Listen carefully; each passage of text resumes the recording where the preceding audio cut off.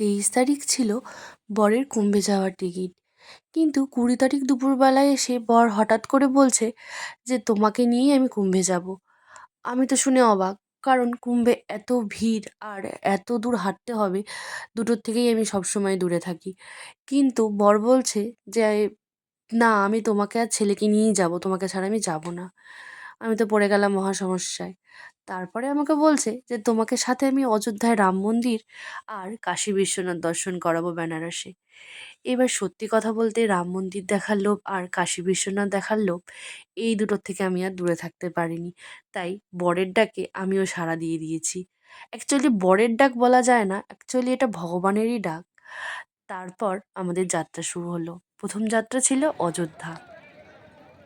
ভগবান না ডাকলে তার কাছে যাওয়া যে কোনোভাবেই সম্ভব না, সেটা আমরা সবাই জানি। তাই ভগবানের ডাকি, ভগবানকে ভালোবেসে আমরাও পৌঁছে গেলাম ভগবানের কাছে। আমরা স্নান করি, তারপর আমরা চলে যাব রামলালাকে দর্শন করতে। এখন আমরা যাচ্ছি হনুমানজিকে দর্শন করতে। এই 8 বছরের বাচ্চাটিও পিঠে ব্যাগ নিয়ে রোদের মধ্যে লাইনে দাঁড়িয়ে আছে। তার একমাত্র কারণ কি জানেন? তার একমাত্র কারণ ভগবানকে কাছ থেকে ও দেখবে।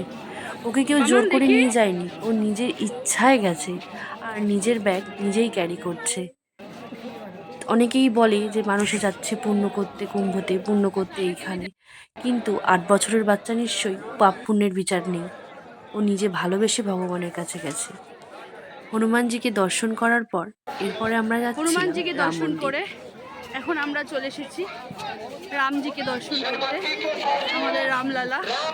আজকে এখানে প্রচণ্ড গরম। চলো আমি নিজেও দর্শন করি, তোমাদের সবাইকেও রামজিকে দর্শন করে। আজকে আবার একটা স্বপ্ন সত্যি হলো, ফাইনালি রাম মন্দিরে আসলাম। এটাও আমার একটা বিশাল বড় স্বপ্ন ছিল, আর এখন রামলালাকে দর্শন করব।